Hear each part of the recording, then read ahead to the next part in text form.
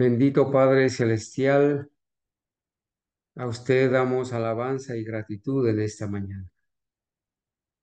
Como diría David, cada día te bendeciré, Señor, y de mi boca subirá la alabanza al Creador, porque tú eres el Dios eterno, compasivo Rey, misericordioso y clemente, tardo para la ira y grande en misericordia. Señor, te has dignado concedernos la vida en esta mañana, velar nuestro sueño, protegernos y hacer que nuestro corazón siga impulsando la sangre de vida hacia el organismo, y nos has despertado para poderte honrar y alabar en este santo sábado. Gracias, Señor, porque tenemos la firme convicción de que en los méritos de Jesús usted nos perdona nuestros pecados, usted nos limpia de toda maldad, es quien rescata del hoyo nuestras vidas, el que nos corona de favores y misericordias. Clemente y misericordioso es Jehová. Gracias por abrir tu mano, Señor, y darnos el alimento a su tiempo, por permitirnos estudiar su palabra y congregarnos como su iglesia, sus hijos, en toda nación, tribu, lengua y pueblo, para poderle adorar. En esta mañana, Señor, honramos su santo nombre, agradecemos porque usted nos ha creado, nos ha sostenido, nos ha protegido y cuidado, y también nos ha dado, Señor, la oportunidad de conocer la verdad para obedecerla. Gracias porque ha conservado la fe también en medio de las tentaciones y dificultades, en medio de los placeres de este mundo. Usted nos ha conservado en el lugar donde nos ha puesto para florecer. Ayúdenos, Señor, a entender su amor, su verdad. Ayúdenos a conocer cada día mejor al Señor Jesucristo para amarlo, obedecerle. A cada uno de mis hermanos hoy aquí presentes en la sala de Zoom y aquellos que estudiarán, escucharán este tema luego, le pido su bendición. Gracias, Señor, porque cada santo sábado usted nos espera para bendecirnos.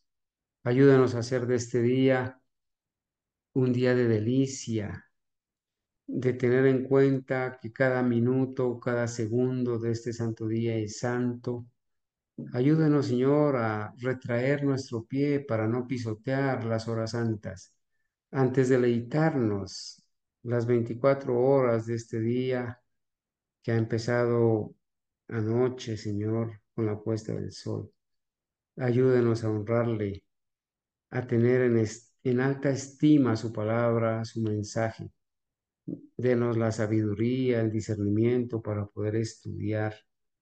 Bendiga, Señor, a cada persona que hoy ha venido a adorar, a los niños, a los jóvenes, a los adultos, en donde quiera que estén, y a cada siervo fiel que traza su palabra. Concédanos, Señor, la sabiduría del cielo, la inteligencia. Le ruego, Señor, por las dificultades que pasan algunos hermanos de salud. Bendígales, déles la fortaleza y el ánimo para soportar el dolor y conservar la fe intacta en medio de la enfermedad. Ayúdanos a apartarnos de todo mal, Señor, a concentrar nuestra mente en su palabra, a reconocerlo como el creador del cielo y de la tierra y nuestro soberano Dios. Especialmente le ruego, Señor, para que a la hermanita Argenis, que va a tener la clase de escuela sabática, la bendiga y bendiga a los hermanos para que puedan participar, estar atentos, alimentándose de su palabra, Señor, y con fervor, estudiando los textos, leyendo y creciendo en el conocimiento de nuestro Señor Jesucristo. Oramos y suplicamos su perdón en el nombre de Jesús. Amén. Amén. Amén. Amén. Alabad a Jehová, porque Él es bueno. Alabad al Dios de los dioses. Alabad al Señor de los señores, al único que hace grandes maravillas. al que hizo los cielos con entendimiento, porque para siempre es su misericordia. Amén. Amén. Con gozo, con alegría, nuevamente sus hijos, los de este remanente protestante, de toda nación, tribu, lengua y pueblo, nos reunimos para estudiar, para seguir con el estudio de este maravilloso libro. No estamos aprendiendo escritos de hombres, sino hombres que tomaron su santa palabra, que aceptaron el espíritu de profecía, y hoy podemos nosotros, por su misericordia, estar estudiando, analizando, reflexionando sobre una doctrina vital, vital para la salvación, que es el comprender la verdadera naturaleza humana de nuestro Señor Jesucristo y de tal forma conocer al verdadero Jesús, al verdadero Cristo, conocerlo dentro del verdadero Evangelio. Estamos contentos, Señor, gozosos de que en esta mañana nuevamente nos podamos reunir, que Amén, el Señor. Señor nos ha permitido la vida, nos ha extendido tiempo de gracia y pone en nuestras manos los recursos para poder reunirnos y de esta manera, a través de este canal, que muchas personas han visitado y van a seguir visitando porque el Espíritu Santo está obrando Amén. y está motivando, está poniendo esa necesidad en muchas personas de conocer la verdad.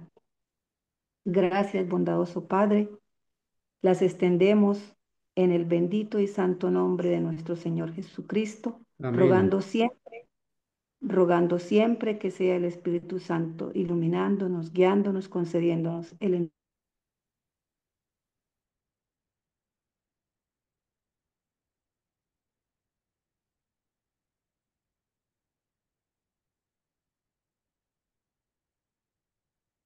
Amén. Amén. Amén. Amén. amén. Amén, gloria al Señor. Bueno, hermanos, un feliz santo sábado para todos. Que la paz del Señor esté en cada uno de ustedes, de sus seres queridos, de sus familias, a pesar de que siempre nos rodearán en este mundo preocupaciones, diversas angustias, pero lo más hermoso para nosotros es saber que no estamos solos, que Dios ha prometido acompañarnos y estar hasta el fin del mundo y que nunca nos iba a dejar solos, que cuando estamos en momentos de crisis y de dificultad es cuando el Señor está más cerca de nosotros. Así es de que en esta mañana nos disponemos nuevamente a empezar el estudio, a continuarlo a donde vamos. De la palabra se hizo carne, 100 años de cristología en el adventismo del séptimo día. Y estamos en la sección 4, capítulo 18. En ese capítulo 18, que tiene como título El nuevo pronunciamiento cristológico, que empieza a aparecer en la década de los 50, cuando en estas revistas, en la Ministry y en el libro Preguntas sobre Doctrinas y en el libro Movimiento de Destino, aparecen estos pronunciamientos que son los que el autor del libro, el pastor Ralph Larson, nos lleva en estos momentos a examinar estas fuentes. ¿Y qué hemos visto al examinar estas fuentes, hermanos? ¿Qué hemos visto? Según lo que él nos decía, él al hacer este análisis, en este estudio, en este libro, nos mostró cuál fue la metodología empleada por ellos, que hoy vamos a ver de una manera muy clara cómo estos personajes se atrevieron a retorcer, a alterar los escritos para poder justificar lo que siempre han querido hacer al cambiar esta doctrina. Recordemos que la primera fuente que estudiamos fue la que apareció en la revista Ministry en 1956, que tiene un título y 9 encabezamientos o 9 párrafos. Cada párrafo está acompañado de un título que ellos quieren argumentar con el escrito que tiene cada encabezamiento, que son escritos de el espíritu de profecía. De estos encabezamientos, pues se tomaron escritos de signos de los tiempos, del Job Instructor, de el comentario bíblico adventista del séptimo día. Cuando tomaron estos dos fragmentos o encabezamientos del comentario bíblico adventista, fueron fragmentos tomados de la carta Baker. Cuando ya se analiza la segunda fuente, que es el libro Preguntas sobre Doctrinas, hacen un cambio, un pequeño cambio, y es en el título, que ya no aparece como en Ministry. En Ministry decía, tomó la naturaleza sin pecado de Adán antes de la caída. Aquí en Preguntas sobre Doctrina, acortan un poco el título y escriben, tomó la naturaleza humana sin pecado. Y ya los encabezamientos no aparecen separados ni por títulos, simplemente aparecen fragmentos separados por puntos y apartes. Y aparecen los mismos 9 fragmentos sin ningún cambio. La tercera fuente que analizamos hace 8 días se llama Declaración Abreviada, tal como apareció en Movimiento de Destino, que eso está en la página 135, y aparece con el título de Tomó la naturaleza no pecaminosa de Adán antes de la caída. Ya en esta declaración, como lo dice el título, es mucho más abreviada y simplemente está compuesta de declaraciones que hace el autor de este libro, que es Fromm, Leroy Fromm, uno de los que participaron en las conversaciones con los evangélicos calvinistas en el año 1956, creo que es la fecha, o un poco antes. Y en medio de esas declaraciones de él, pues agrega explicaciones que él hace. Bueno, entonces una vez que estudiamos esas 3 fuentes, el pastor Rab Larson nos lleva a hacer un análisis de estas fuentes, pero ya en la página 138 vamos a retomar un poquitico, una pequeña parte de lo que estudiamos el sábado anterior, cuando él dice en la página 138, hasta aquí estamos preocupados, muy preocupados acerca del uso de las fuentes. Hasta aquí, es decir, después de haber analizado lo que se escribió en esas 3 fuentes, él está, dice, muy preocupado acerca del uso de esas fuentes, y vamos a ver por qué. Hoy lo vamos a ver en detalle. Él dice, examinaremos los trechos, o sea, los fragmentos, los pedazos, los fragmentos, en relación a sus fuentes tal como fueron usadas en movimiento de destino. O sea, él se va a centrar ahora en esa tercera fuente, que es la fuente abreviada del señor Leroy Fromm, en este libro que él escribió, Movimiento de Destino. Y nos da la razón. Dice, ya que este caso revela más claramente los propósitos a los cuales los trechos o fragmentos fueron aplicados en la construcción del pensamiento. O sea, en esta fuente se ve claramente el propósito.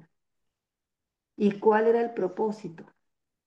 El cambio doctrinal a toda costa, fuera como fuere, agregándole ellos sus, sus pensamientos, interpretaciones a los escritos de Elena de White, que ella nunca escribió.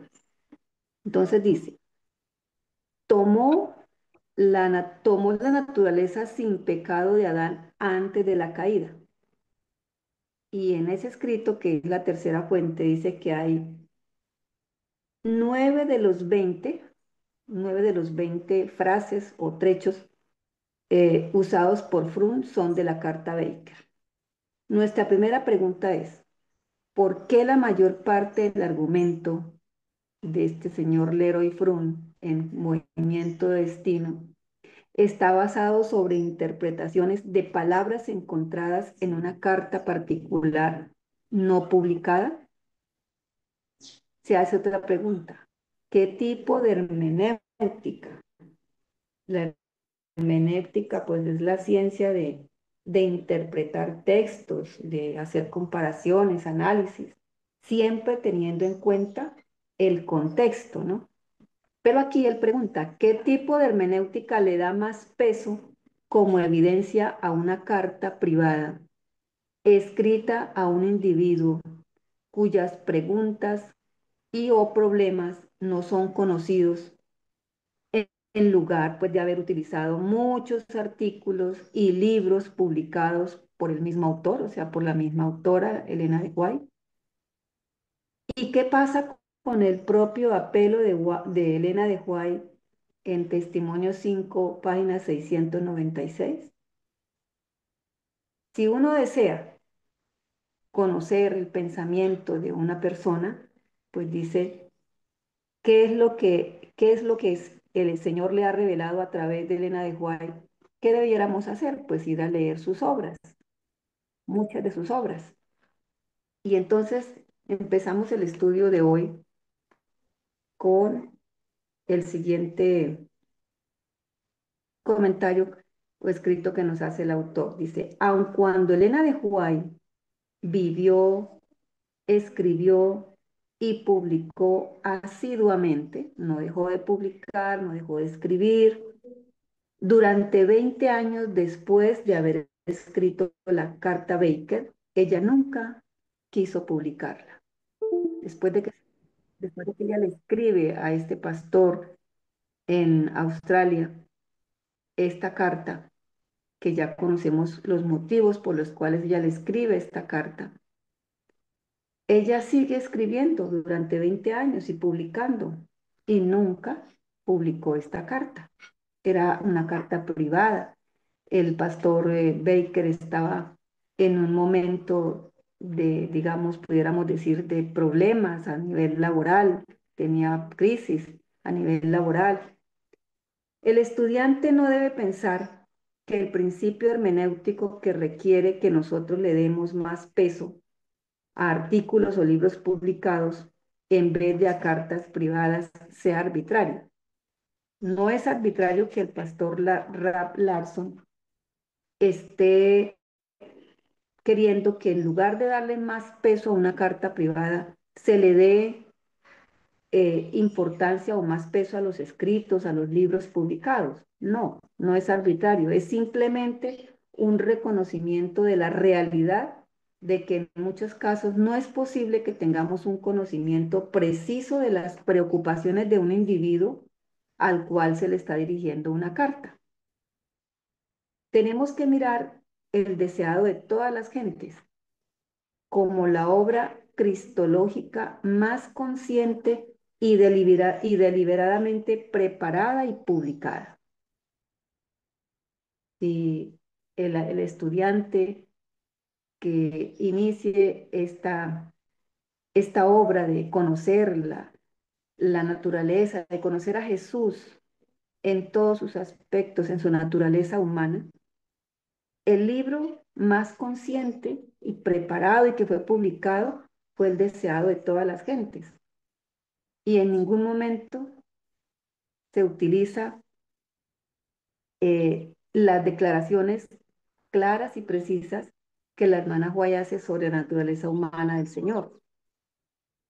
Este libro dice, y que fue hecha, esta obra fue hecha con la intención de informar a todo el mundo en relación a lo que ella creía al respecto de la naturaleza y de la obra de nuestro Señor Jesucristo.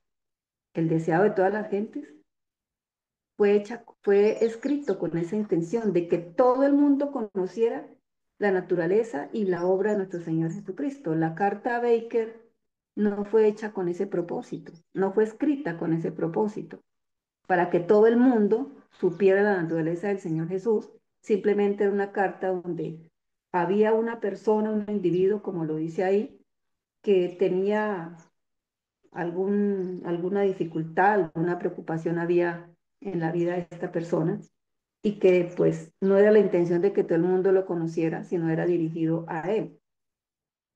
Subordinar esto a interpretaciones de palabras encontradas en una carta privada simplemente no es permitido por ninguna norma de estudiosos.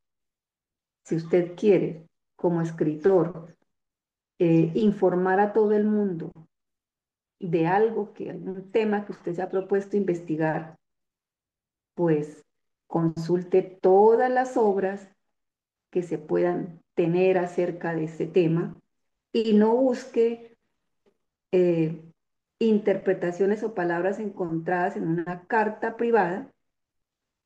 Se podrá usar, claro, pero no sacando las frases del contexto. Dice, el que quiera encontrar una disculpa y crea que ese tipo de procedimientos es necesario, está admitiendo con ello tácitamente la debilidad de su caso.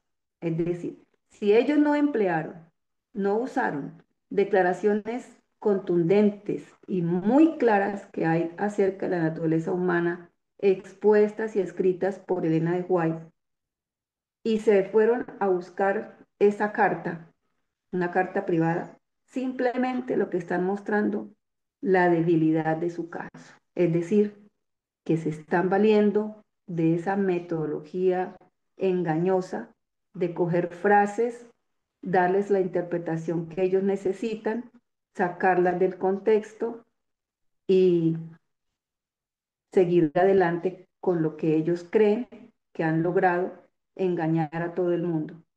Pero gracias a Dios, el Señor ha tenido siervos que han levantado la voz, que han escrito, que han estudiado, y hoy nosotros estamos siendo beneficiados de estos estudios, de la obra, del trabajo de estos siervos del Señor. El que quiera encontrar una disculpa y crea que este tipo de procedimientos, es decir, buscar una carta particular, privada, está admitiendo con ello la debilidad de su caso. Bueno, dice, y recordemos que si son usadas cartas personales, tienen que ser usadas integralmente y no a través de alguna selección hecha por algún individuo. Bueno, si vamos a mirar qué dijo la hermana White también acerca de la naturaleza humana del Señor en sus cartas, pues no cojan como dice aquí, una selección hecha por algún individuo, una carta en especial. Entonces miren todas las cartas o la mayoría de las cartas que estén a su disposición. No vemos ninguna indicación de que los autores del documento que estamos examinando hayan navegado a través de toda la masa, de toda la cantidad de correspondencia que produjo Elena de White.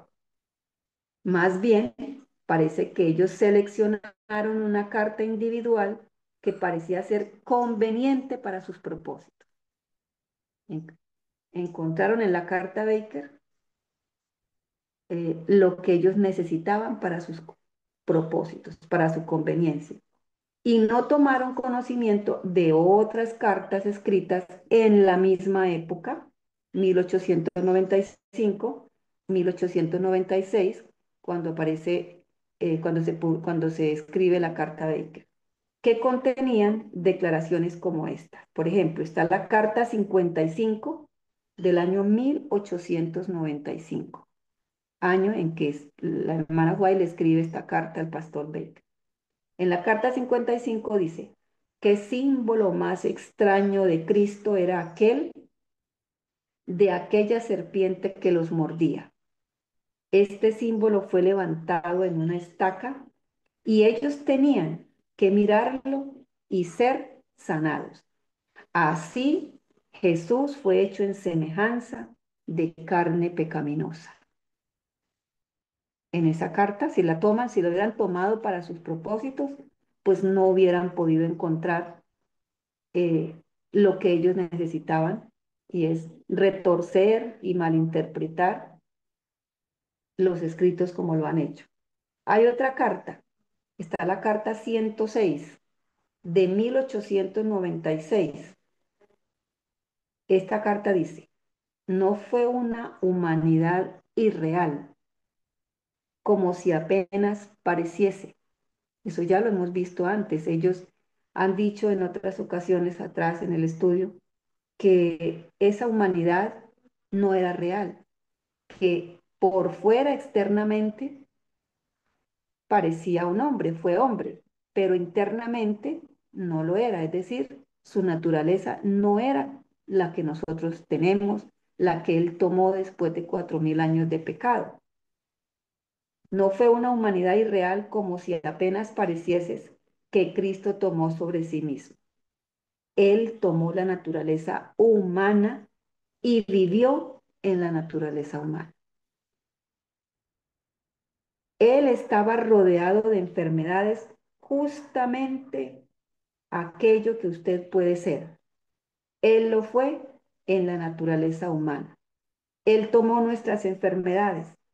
Él no solamente fue hecho carne, sino que él fue hecho en semejanza de carne pecaminosa. Carne pecaminosa es naturaleza humana caída. Aquí hay dos declaraciones de dos cartas diferentes que ellos, si las conocieron, no las tomaron. Y si no las conocieron, pues hay fallas en el estudio, porque para poder dar una declaración contraria a lo que se venía haciendo durante los 100 años de Cristología, pues se requiere que se haya revisado si es que van a partir de una carta a hacer toda esta doctrina. Se requería que hubiesen revisado toda esa masa de correspondencia que Elena de White produjo, inclusive durante los 20 años después de haber escrito la carta 20.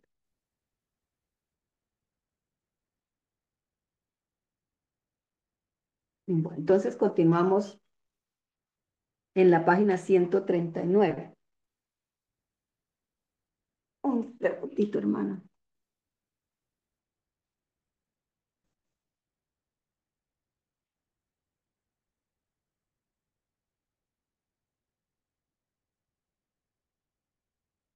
Bueno, en la página 139 dice, reconocemos que los dos fragmentos interpretados no tienen importancia. Ah, no, perdón, hermano, que me equivoqué de página. Estábamos en la página 138 y ahora pasamos a la página 139.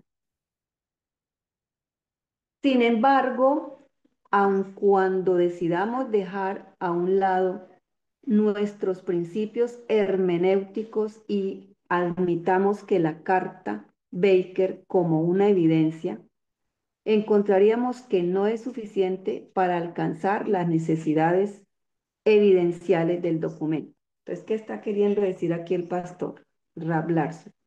Bueno, vamos a decir entonces que dejemos la carta Baker como evidencia, ¿sí? Que no vamos entonces a hablar de que hermenéuticamente estos escritos de ellos están pues violando estos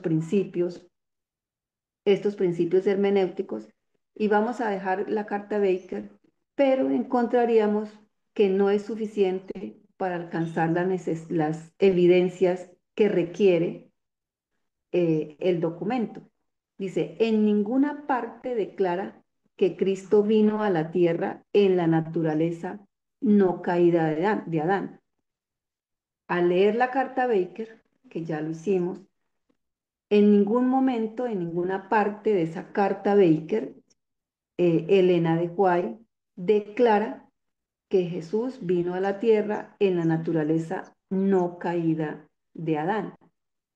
Pero algunas otras expresiones son interpretadas como queriendo decir eso, y estas interpretaciones están en sí mismas abiertas a preguntas. Lo que no declara la profeta del Señor, Elena de White, en esa carta, pues ellos agregan expresiones, interpretaciones de ellos. Nuevamente, vemos que ciertas palabras Mi en cada hermana cita, Argenis,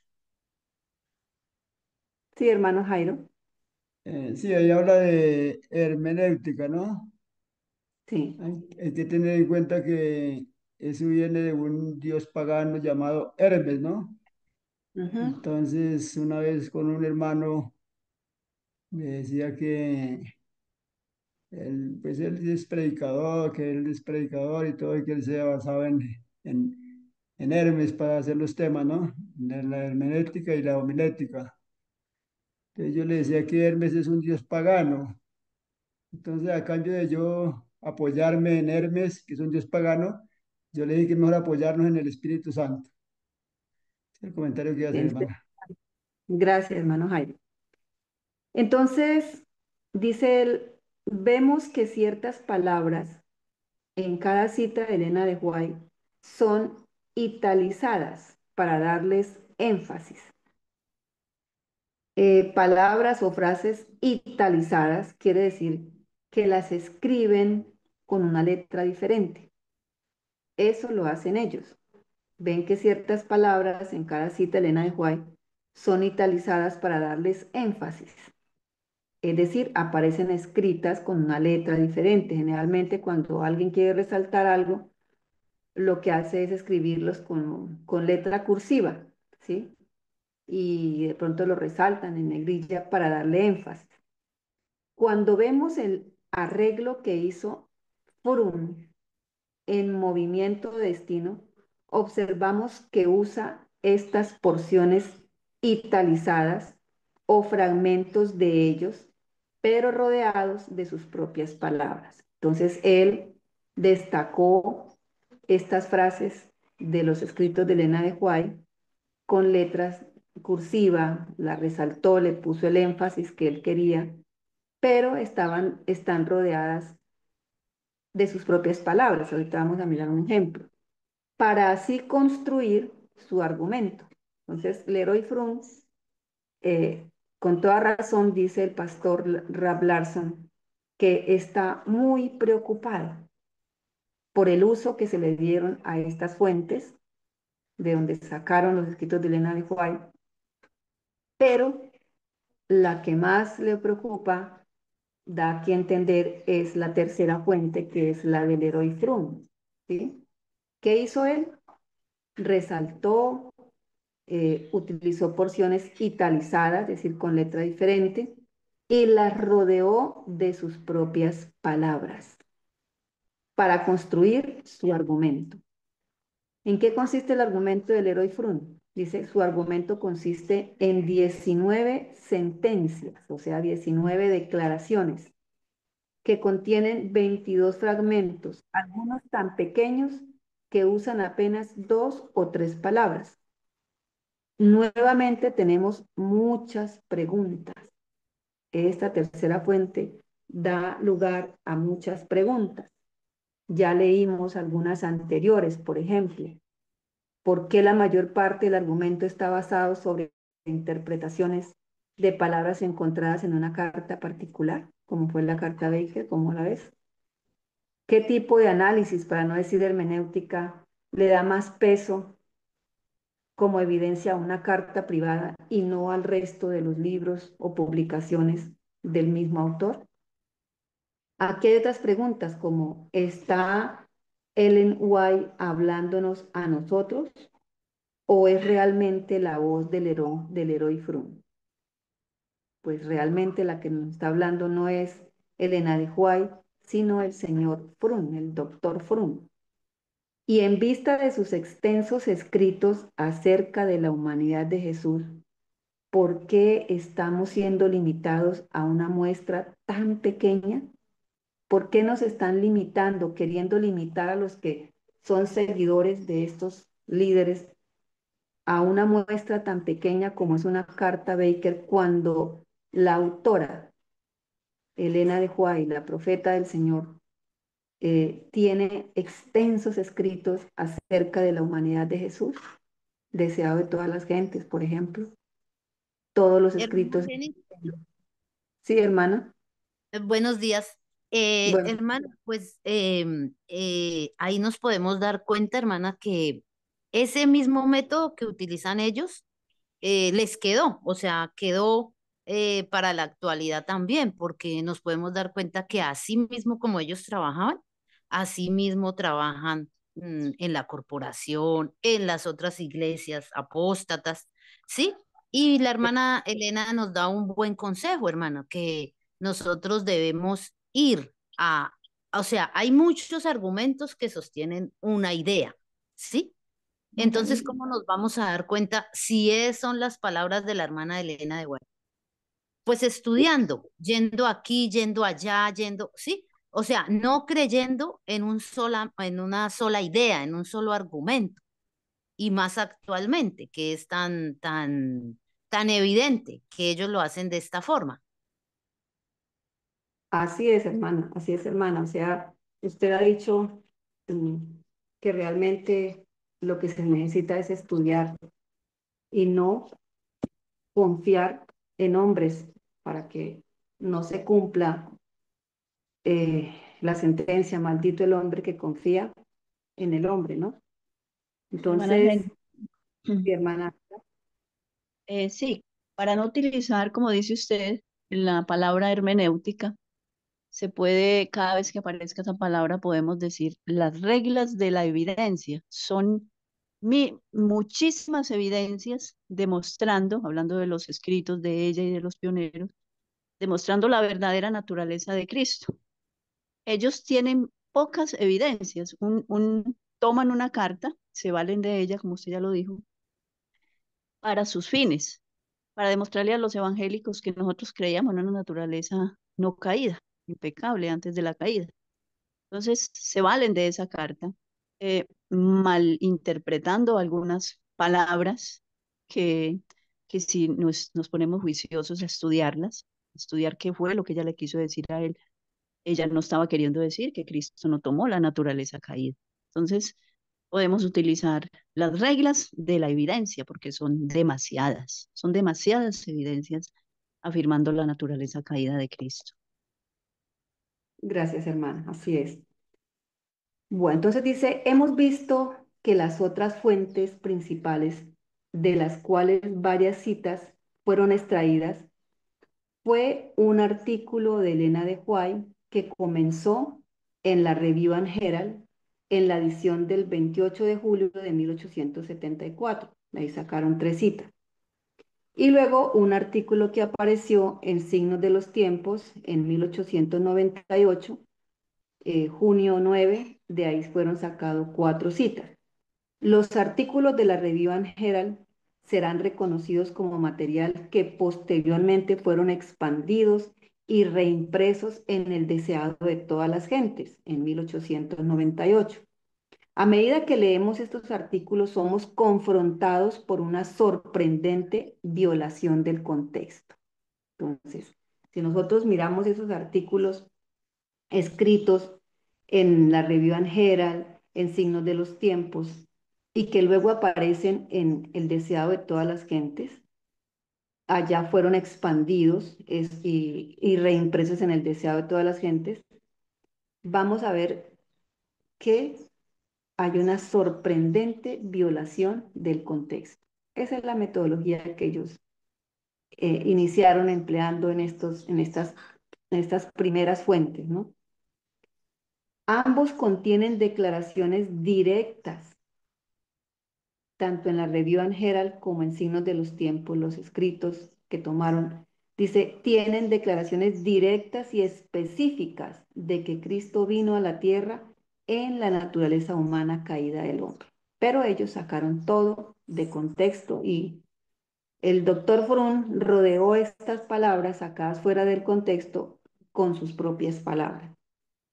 Sería inútil, a medida que avanzamos, mantener en mente la diferencia entre declaración e interpretación. Una cosa es una declaración hecha por un autor y otra la interpretación que haga otra persona que necesita, en este caso, de violar los principios de los escritos de Elena de White. Dice, las sentencias o cláusulas o, o digamos declaraciones que expresan el pensamiento que Cristo vino a la tierra en la naturaleza humana caída del hombre, son declaraciones que realmente dicen eso. Y ahorita lo vamos a mirar, son declaraciones que dicen eso, no está diciendo lo contrario. Los fragmentos de estos mismos artículos que están siendo usados por estos escritores para apoyar el punto de vista de que Cristo vino a la tierra en la naturaleza humana no caída de Adán, no dice eso. Los escritos de Elena de White que ellos usaron no están diciendo eso, pero es interpretada por ellos como si ella lo estuviera diciendo, cuando rodean esas declaraciones de sus propias palabras. En las porciones de su artículo acerca de las tentaciones de Jesús que apareció en la Review and Herald en 1874, uno el julio 28 y el otro en agosto 4, Elena de White escribió o había escrito. Vamos a ver dos declaraciones de ella. Dice, el Hijo de Dios se humilló a sí mismo y tomó la naturaleza del hombre después que la raza había vagado por 4000 años desde el Edén. Aquí ella está diciendo claramente qué naturaleza tomó el Señor Jesús cuando vino a esta tierra. Luego la segunda declaración, Cristo llevó los pecados y las enfermedades de la raza tal cual existían cuando Él vino a esta tierra a ayudar al hombre, tal cual existían. Tercera declaración, para elevar al hombre caído, Cristo tenía que alcanzarlo donde éste estaba. ¿Y en donde éste estaba, donde estaba el hombre? Él tomó la naturaleza humana y llevó las enfermedades y la degeneración de la raza. Estas declaraciones realmente están diciendo que el Señor Jesús tomó la naturaleza caída, no está diciendo lo contrario como ellos tratan de demostrarlo cuando toman fragmentos pequeñitos y los rodean de sus propias palabras.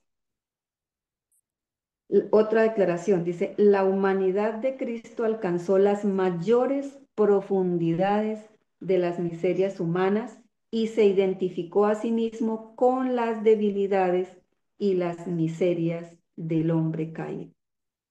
Estas 5 declaraciones están escritas en la Review and Herald de 1874 en un artículo llamado Las tentaciones de Jesús.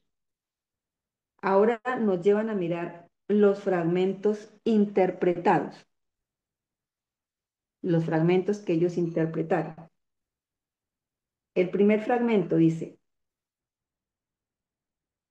Cuando Adán fue asaltado por el tentador en el Edén, él estaba sin una mancha de pecado. En este fragmento interpretado, están diciendo algo de la naturaleza del Señor Jesús. ¿Se está diciendo algo acerca de la naturaleza del Señor Jesús? De Adán, hablando de la naturaleza de Adán. Simplemente está hablando de Adán, de la naturaleza que él tenía cuando fue asaltado por las tentaciones en el Edén. Vamos al segundo fragmento interpretado. Estamos en la página 140. Dice, Cristo en el desierto de la tentación permaneció en el lugar de Adán para continuar la prueba que él había fallado en soportar. En este fragmento interpretado, ¿de quién se está hablando? Del Señor Jesús, pero está hablando algo de la naturaleza del Señor Jesús. No, ¿Qué decimos? Está diciendo, Cristo en el desierto de la tentación permaneció en el lugar de Adán para continuar la prueba que él había fallado en soportar. Cuando él dice que permaneció en el lugar de Adán, ¿qué está tratando de decirnos? pues hermana, podríamos decir que Cristo quería demostrarle a Adán o quería demostrarnos a nosotros de que ya teniendo una naturaleza caída, él pudo vencer, nosotros también podemos vencer. Pues podría ser de esta manera. O no sé qué usted le puede agregar o algún otro hermano. Ujú. ¿Habrá otro hermano que quiera participar?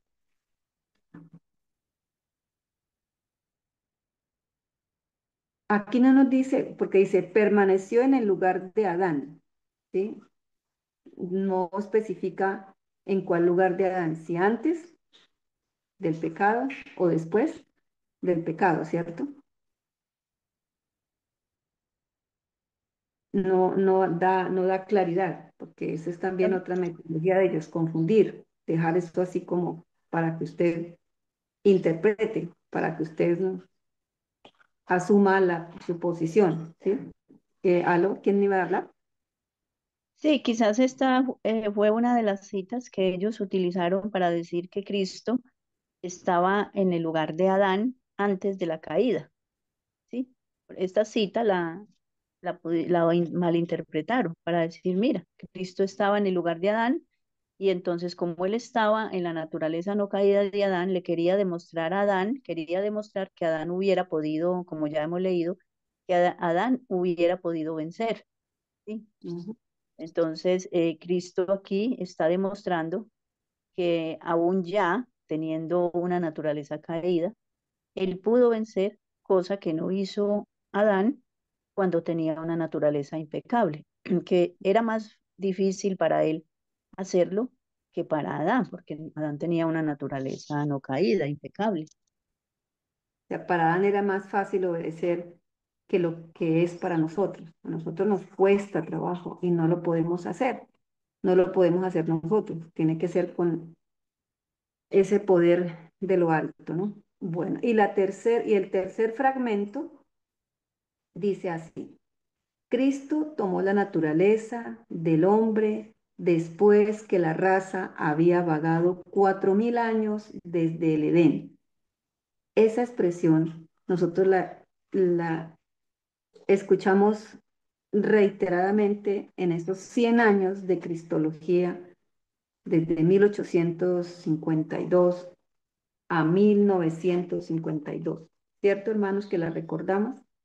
En muchas clases la leímos. Cristo tomó la naturaleza del hombre después que la raza había vagado 4000 años desde el Edén. ¿Cómo está escrita aquí, después del Edén? y de su estado original de pureza y honradez.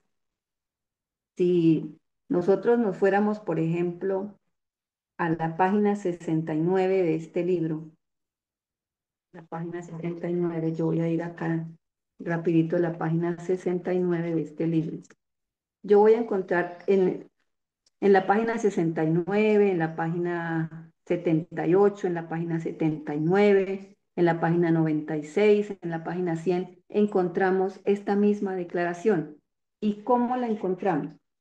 Mire cómo está escrita la declaración y miremos cómo la escriben, cómo la interpretan ellos acá. Esta declaración dice así, está en el deseado de todas las gentes, en la página 32. Y empieza, donde está esta declaración, empieza así. Habría sido una humillación casi infinita para el Hijo de Dios de revestirse de la naturaleza humana, aun cuando Adán poseía la inocencia del Edén. Habría sido una humillación si el Señor se hubiera revestido de la naturaleza antes de que Adán pecara, pero ni siquiera se revistió de esa naturaleza, se revistió de la naturaleza después del pecado.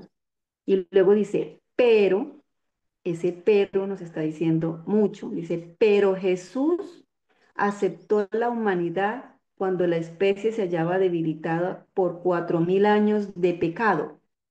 Punto.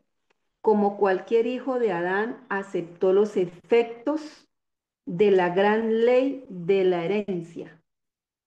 Y la historia de sus antepasados terrenales demuestra cuáles eran aquellos efectos. Como lo hicimos en esa oportunidad, miramos el listado de sus antepasados terrenales y podemos darnos cuenta de los efectos. Mas él vino con una herencia tal para compartir nuestras penas y tentaciones y darnos el ejemplo de una vida sin pecado. En esta declaración del deseado de todas las gentes y que aparece también en otras publicaciones, es donde está esta frasecita que el señor doctor Leroy Froome ha tomado y tomó una partecita y la rodeó de sus palabras, porque en ninguna de las que yo revisé en las páginas que yo les acabé de mencionar, ninguna esa cita sigue de estas palabras que él le agrega. Dice, Cristo tomó la naturaleza del hombre después que la raza había vagado 4000 años desde el Edén. Y él le agrega, coma, y de su estado original de pureza y honradez. Así no dice la cita original. Él ahí la está rodeando de sus palabras, de su estado original de pureza y honradez.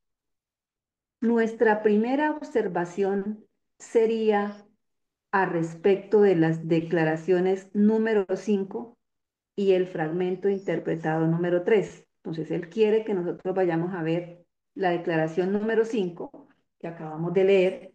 La vamos a repetir en la página 139. La declaración número 5 dice, la humanidad de Cristo alcanzó las mayores profundidades de las miserias humanas. ¿Cómo la humanidad del Señor Jesús podría alcanzar las mayores profundidades de las miserias humanas?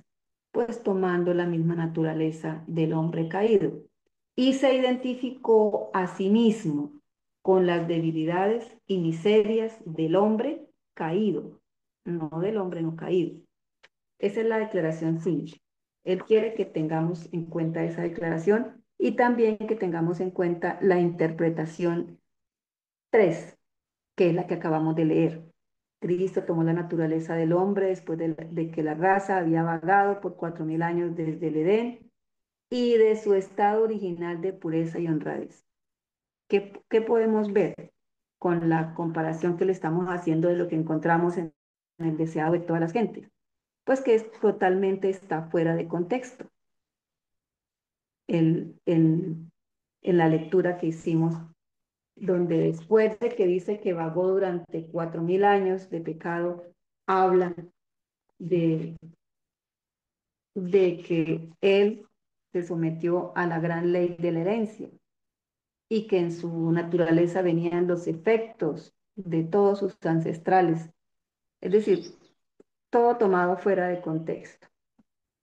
Aquí la escala de la evidencia fue inclinada a favor de las declaraciones, especialmente en vista del hecho de que a una interpretación no se le puede dar el mismo peso que una declaración en una valoración de evidencia. Entonces, ¿a qué se le da más peso?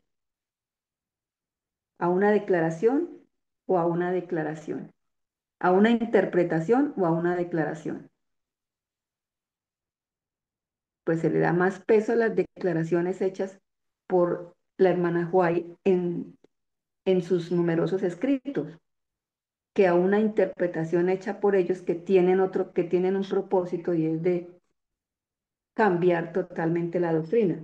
Dice, enseguida tenemos que reconocer que las interpretaciones colocadas sobre estos tres fragmentos que acabamos de leer, que Cristo vino a la tierra en naturaleza humana no caída de Adán, los coloca en una posición de fuerte contradicción con las otras 5 declaraciones existentes en el mismo artículo. Entonces, ¿qué acabamos de comprobar nosotros? Que estas 5 declaraciones que leímos de la página 139 están en fuerte contradicción con los fragmentos interpretados por, por el autor, por Fromm.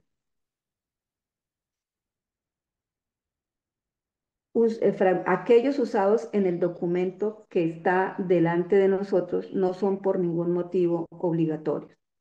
Enseguida tenemos que reconocer que las interpretaciones colocadas sobre estos 3 fragmentos de que Cristo vino a la tierra en naturaleza no caerán, los coloca en una fuerte contradicción con las declaraciones existentes en el mismo artículo y esto constituye una violación inaceptable del contexto. Entonces, volvemos a repetir.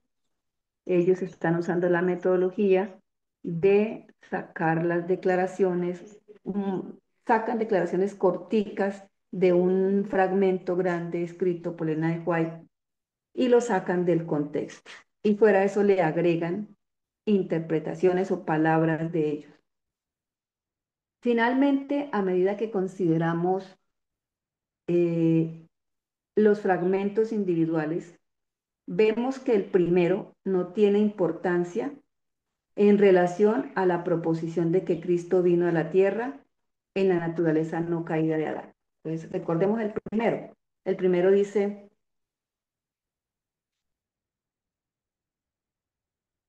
cuando Adán fue asaltado por el tentador en el Edén, él estaba sin mancha de pecado. Entonces, él dice, pues este fragmento no tiene importancia porque no nos está hablando acerca de la naturaleza no caída de Adán, del Señor Jesús. Él dice algo acerca de Adán, pero no dice nada acerca de Jesús. El segundo fragmento compara las tentaciones de Adán con las tentaciones de Cristo, pero no dice nada acerca de la naturaleza tanto de Adán como de Cristo. Más bien vimos que al decir permaneció en el lugar de Adán, puede ser motivo de más confusión para quien lea una declaración, una interpretación como esa y no haya tenido la oportunidad de estudiar como lo hemos hecho nosotros, gracias al Señor. Hermana Jenny, Señora, precisamente le iba a comentar algo sobre eso, del escrito que estábamos analizando. Y recordemos que Cristo fue el segundo Adán.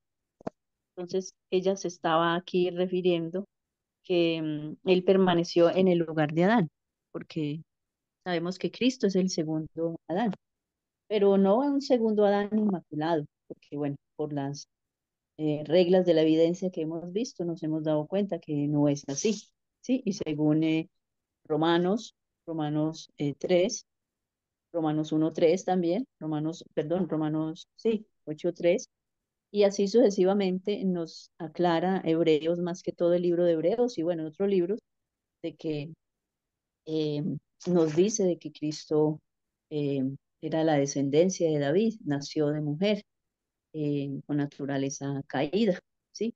Entonces podemos mirar todo esto y ver que están dejando de lado lo que son las reglas de la evidencia, de todas las evidencias que muestra la palabra de Dios y el espíritu de profecía. Gracias, hermana Ángela. Luego va para la tercera interpretación. De la tercera, mire lo que dice, hermanos. Dice, el tercero, la tercera interpretación que ellos hacen, vamos a recordarla, tomó la naturaleza del hombre después de que la raza había vagado 4000 años desde el Edén y de su estado original de pureza y honradez. ¿Qué dice el tercero? El tercero es el más sorprendente, pudiéramos decir nosotros, el más atrevido, ¿no?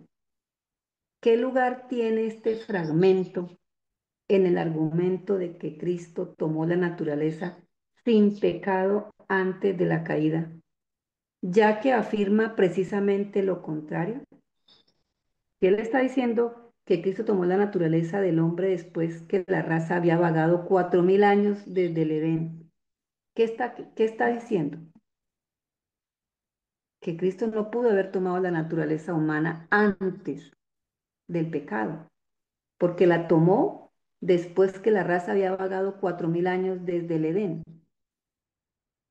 Mirando hacia atrás, vemos que fue uno de esos que fue introducido por la palabra sin embargo en la construcción que fue usada para explicar declaraciones de Elena de White en las cuales los intérpretes no estaban de acuerdo, una manera a través de la cual Elena de White fue colocada o mal colocada, como creyendo que Cristo tenía ambas naturalezas, la caída y la no caída.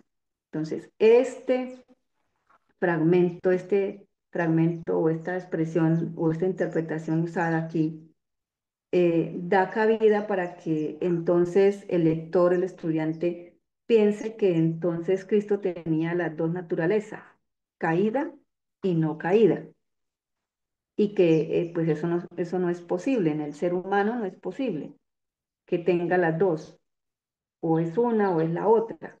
Y de esa manera es que ellos malinterpretan este pasaje. Entonces, si él tomó la naturaleza del hombre después de que la raza haya vagado 4000 años, entonces eso quiere decir naturaleza caída. De su estado original de pureza y honradez, entonces naturaleza no caída.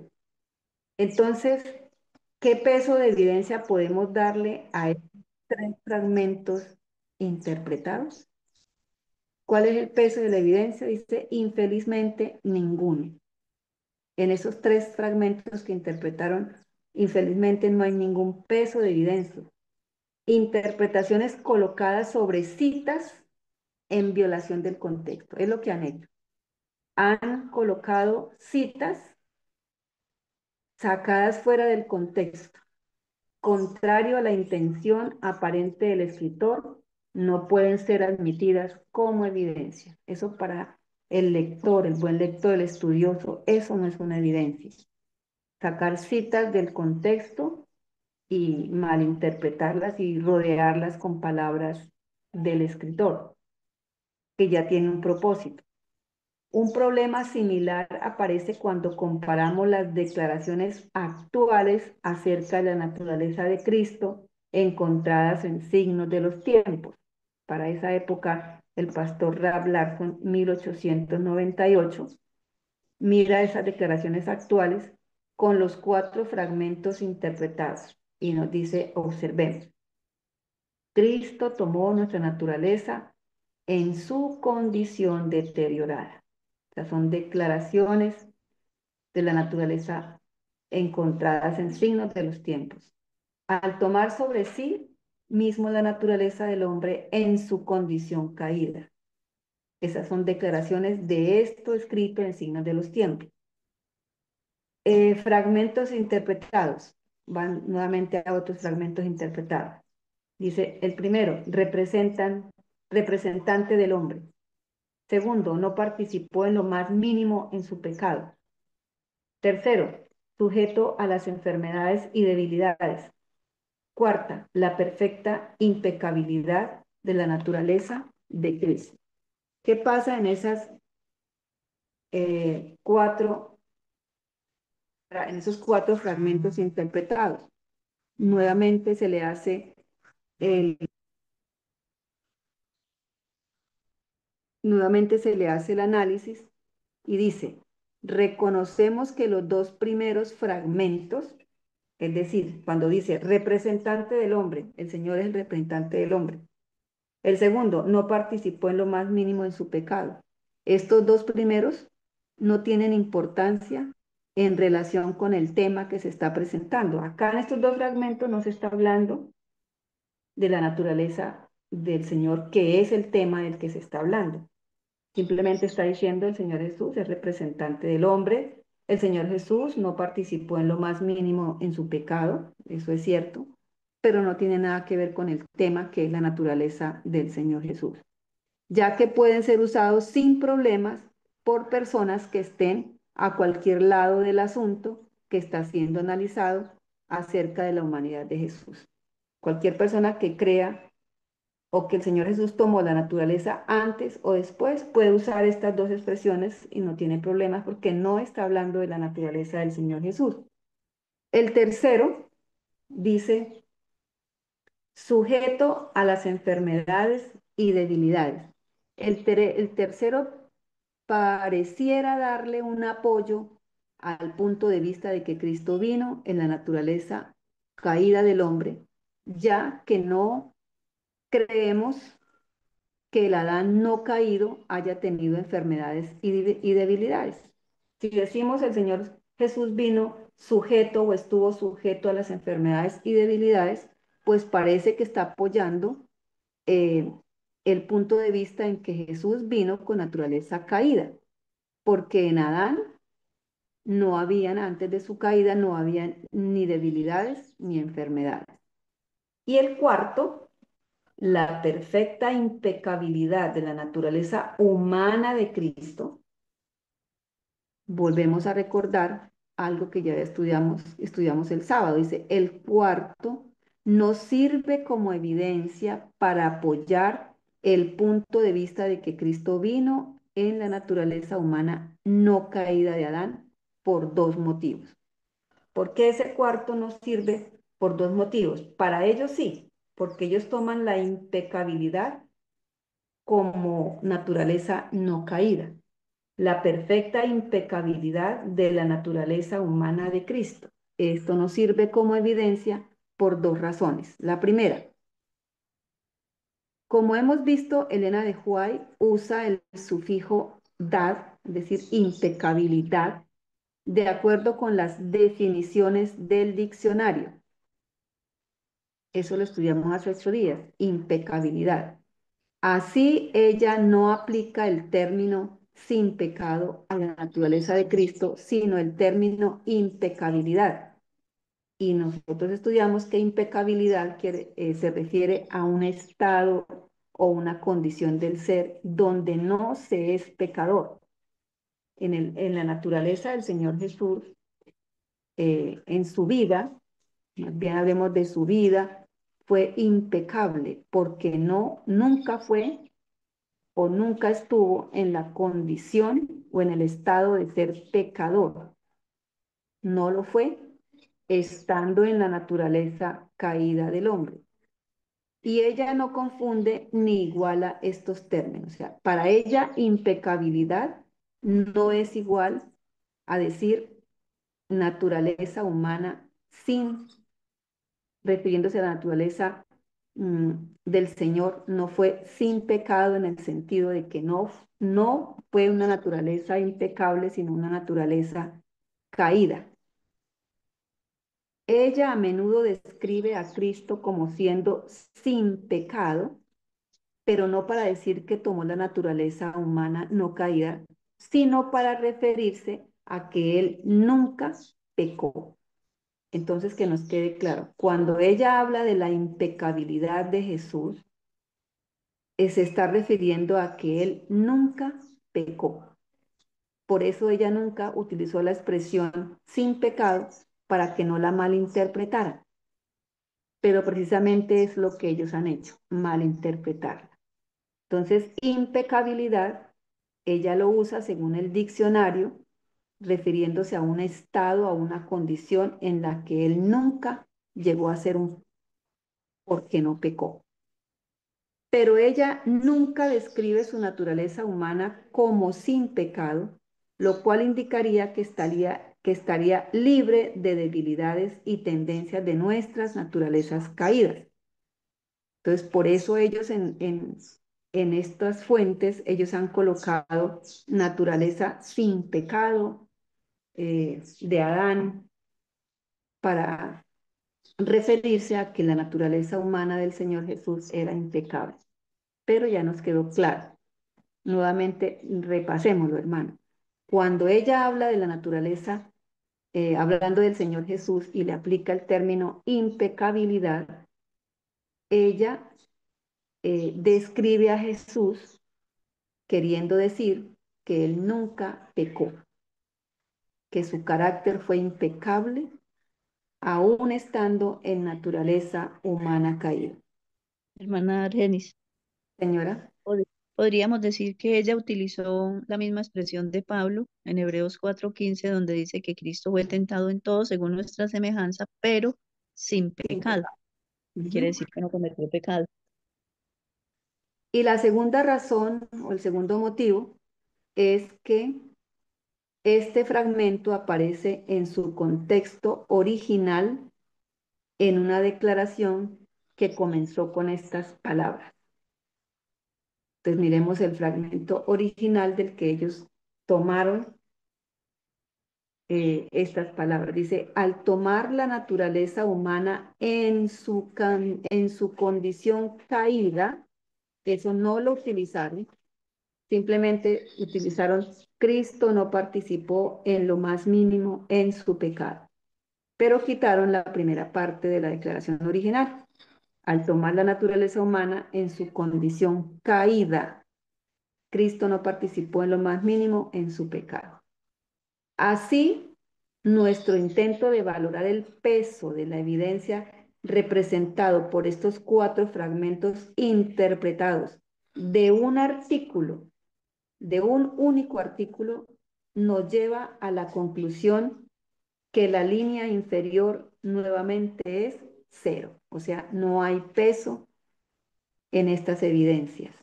Están muy distantes en ser lo suficientemente fuertes como para apartarnos de las declaraciones claras y firmes acerca de la naturaleza humana de Cristo que Elena de White había escrito en el mismo artículo. Y aún parece un fenómeno más sorprendente cuando esta sentencia es comparada cuidadosamente con el documento que estamos examinando. Estamos examinando el documento Signos de los Tiempos de 1898, Elena de White, donde había escrito la sentencia o la frase o la declaración así. Dice, tomando sobre sí mismo la naturaleza del hombre en su condición caída, Cristo no participó en lo más mínimo en su pecado. Y aquí aparece con letra, digamos, italizada y él dice, el énfasis es mío para mostrarnos que toman frases de revistas, de libros o como lo hicieron de la carta Baker, pero las rodean de sus palabras y quitan la parte que no les conviene, sacando todo, quitándole el contexto. Le han quitado, tomando sobre sí mismo la naturaleza del hombre en su condición caída. Tomó la naturaleza sin pecado de Adán antes de la caída, que ese fue el título de uno de las 3 fuentes. Él no participó en lo más mínimo en su pecado. Tomó la naturaleza sin pecado de Adán antes de la caída, así no dice la cita original, Él no participó en lo más mínimo en su pecado. Miramos esto con desconfianza, con mucha desconfianza. El pensamiento de un autor expresado en una única sentencia, en una única declaración, ha sido totalmente invertido. El escritor es representado como habiendo dicho exactamente lo opuesto de aquello que ella realmente dijo. Es lo que todo el tiempo nos está mostrando aquí el autor, el pastor Rab Larson, cómo han querido representar a la profeta del Señor, Elena de White, expresando lo opuesto de lo que ella realmente dijo. Esta es la peor violación del contexto. Esta es la peor violación del contexto. Es difícil imaginar una ofensa mayor en el manejo de la evidencia. Y con este arreglo se crea una incongruencia sin esperanza en el uso del pronombre su, en la construcción mutilada que está colocada delante de nosotros.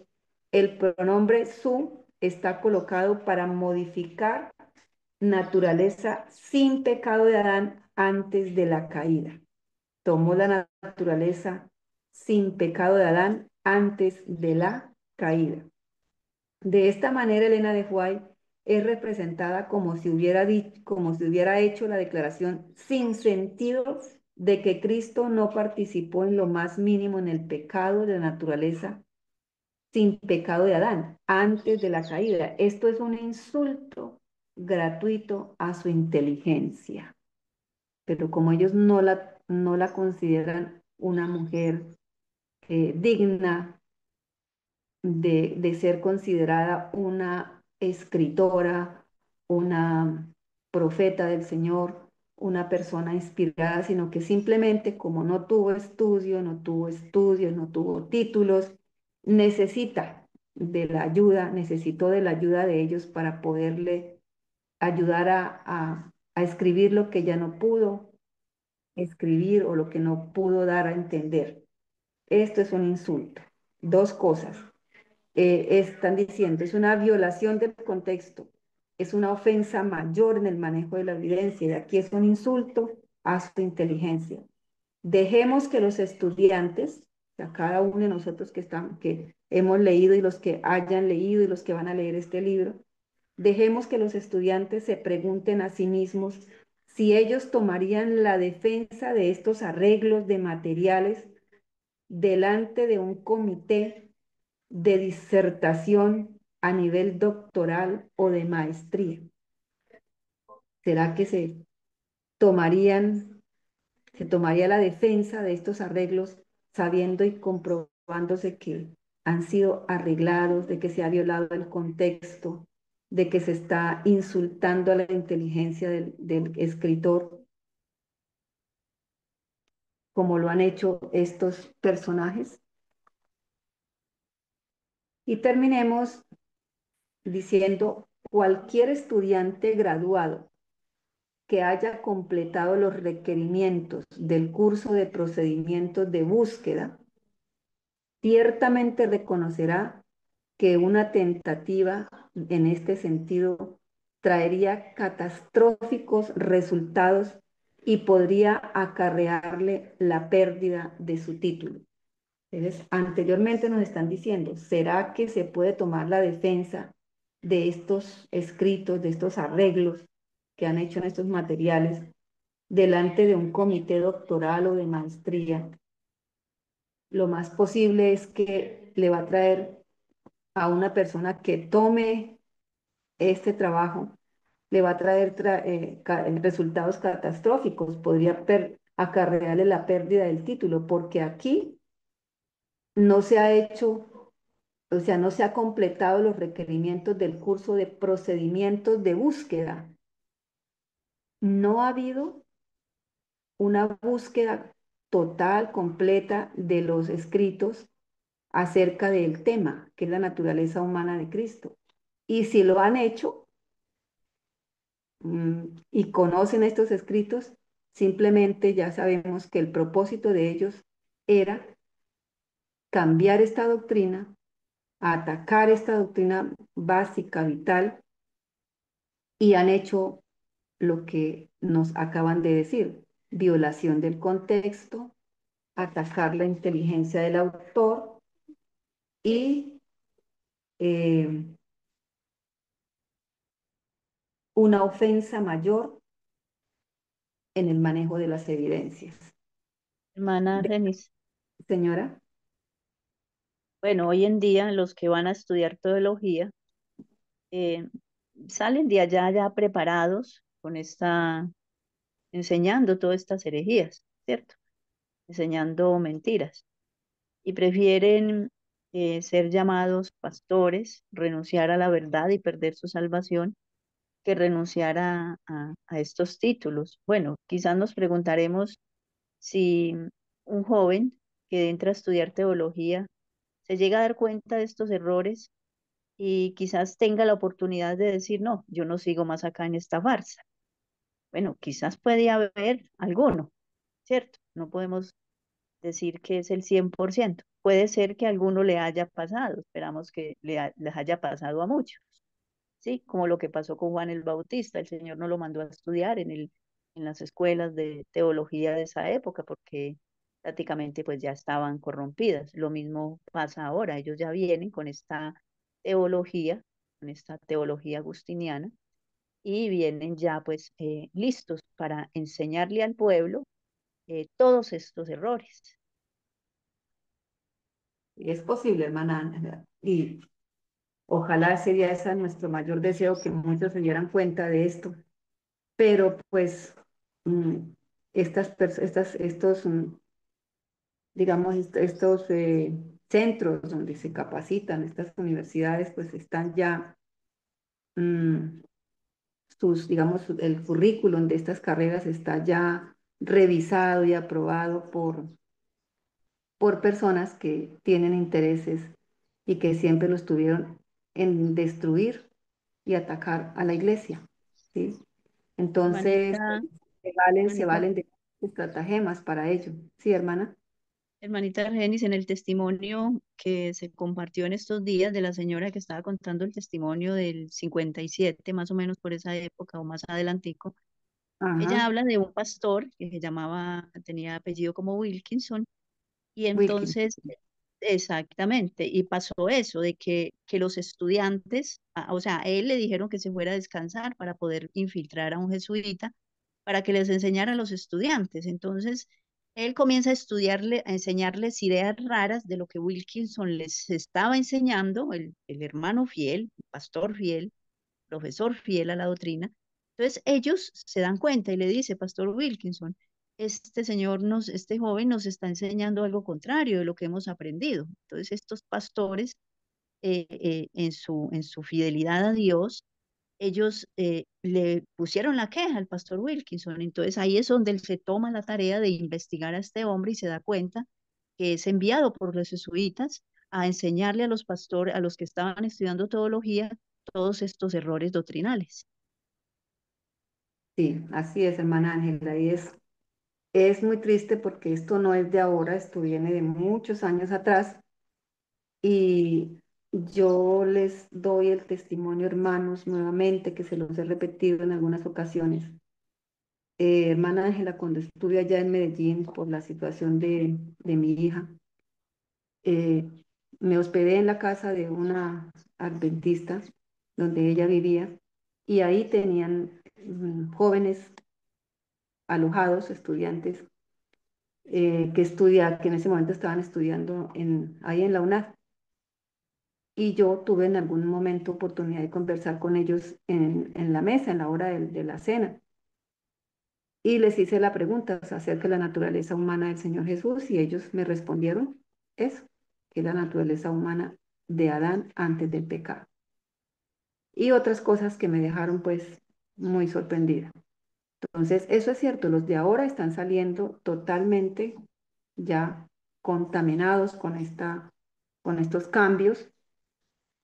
Y pues como tienen ya mucha y han prejuiciado, ya tiene uno, uno apenas le va a compartir un libro a alguien y si le dice, por ejemplo, que es escrito por Urias Smith, de una vez, lo primero, eso no, es decir, como que no piensan, de una vez lo dicen mecánicamente, ah, pero él apóstata, ah, pero otra cosa, ¿sí? Entonces, ya están prejuiciados con los pioneros, con Elena de White, pues que escritora muy importante, pero para nosotros, a nivel interno.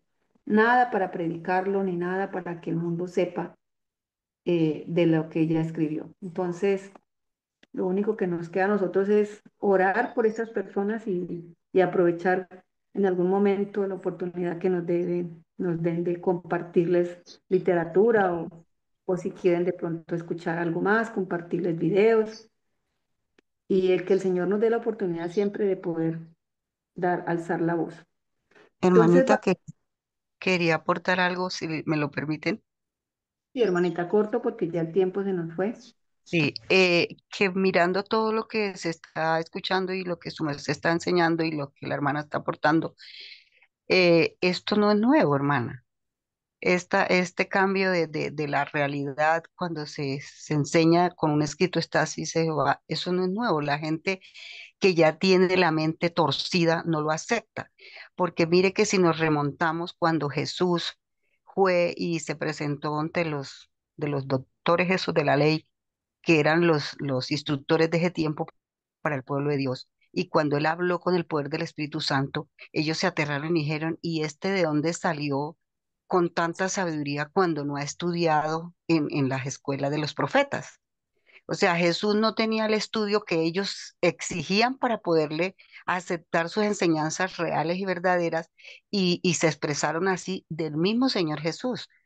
Y pues el Señor Jesús nunca estuvo en esas escuelas de profetas porque allá enseñaban cosas que no eran reales, también tenían sus diferencias respecto al escrito está así dice Jehová. Entonces, eso viene desde antaños, antaños, desde años muchos, cuando el diablo se mete a torcer las escrituras y alguien viene con una verdad presente, una verdad contundente, pues de una vez lo refutan y no lo aceptan porque al Señor Jesús no le creyeron simplemente porque no había estudiado en las escuelas mentirosas.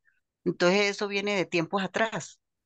Sí, hermana, muchas gracias. Sí, así es. Por eso nosotros ya habíamos estudiado el, el libro El terremoto evangélico, estudiamos lo que sucedió en la década de los 50, las reuniones con los evangélicos calvinistas. Todo eso nos sirvió para poder ahora estar estudiando y comprender todos estos cambios. Eso viene ya desde la época yo creo que antes del 50 se dieron eh, pasos para hacer cambios, gente que apostató y se rebeló y escribió cosas, pero ya sí en forma nosotros vemos cómo a partir del 52 en adelante empiezan todos estos movimientos. Entonces terminamos diciendo, hermanos, que de tal manera que el examen de nuestras múltiples fuentes es extremadamente inquietante. Cuando hablamos de fuentes, estamos hablando de libros, de declaraciones, de revistas, de lo que se había escrito. Ellas colocan delante de nosotros, que es lo que acabamos de completar, ellas colocan delante de nosotros una violación del contexto inmediato con las cuales estamos tremendamente desconfortables, es decir, estamos tremendamente, o sea, inquietos, no podemos eh, aceptar como de una manera descarada, pudiéramos decir, violan el contexto inmediato.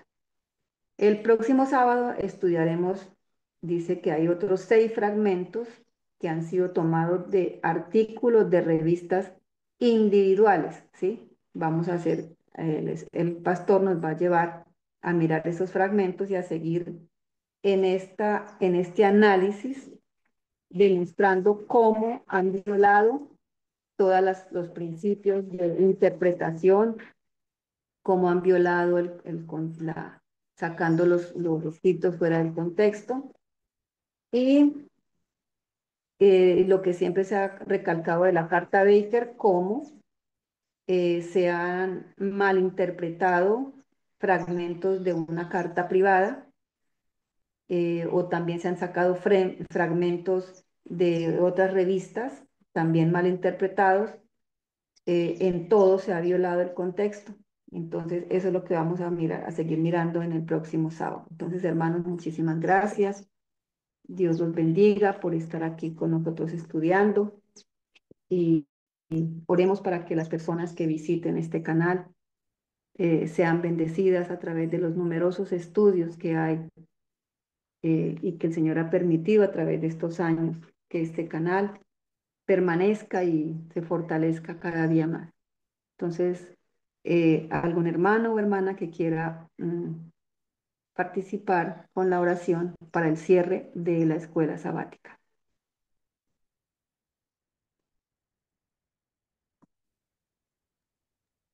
Amén. Oremos.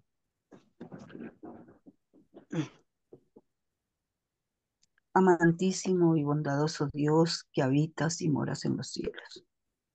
En esta hora, Señor, estamos ante tu presencia, un grupo de tus hijos representados por cada uno de los que hacemos parte de este movimiento historicista que en diferentes partes se conectan para aprender y escuchar las verdades eternas que tú transmites, oh Dios, a través de este misterio que se está llevando a cabo. Gracias, muchas gracias, Padre bueno, por habernos dado la oportunidad de estudiar y de comprender las verdades eternas con un escrito estadis, así dice el Señor. Gracias, Señor, por utilizar a tus hijos en las personas de los hermanos que con mucho amor, con mucha dedicación estudian y escudriñan tus escritos, tu palabra, espíritu y profecía para enseñarnos a los que quizás no ya nos podemos hacerlo por nuestras limitaciones que tenemos. Gracias, Señor, por el alimento espiritual que nos permites cada sábado en, en la escuela sabática y en segundo servicio, los sermones que escuchamos con gran dedicación y gran esfuerzo espiritual y estudio contundente para aprender a distinguir entre lo que es y lo que no es. Señor, bendice a tu pueblo en la redondez de la tierra y permite, Señor, que sean muchos los que puedan escuchar a través de este canal los mensajes de salvación y de verdad eterna, para que lleguen a tus pies y puedan ser sellados por tu Santo Espíritu y de esta manera poder prepararnos y ayudar a preparar a otros para el encuentro contigo. Te lo agradecemos todos sin merecerlo en el santo y dulce nombre de Jesús, nuestro amado Salvador. Amén. Amén. Amén. Amén. Agradecemos entonces a la hermanita Genis, a los hermanos, gloria a Dios por este estudio. Hemos avanzado revisando las evidencias de lo que fue la falsa interpretación, ¿verdad?, de la naturaleza de Jesús en los escritos de los adventistas de la Conferencia General. Que Dios les bendiga, hermanos. Vamos entonces a volver el próximo sábado en esta escuela sabática. Dios les bendiga y muchas gracias a todos.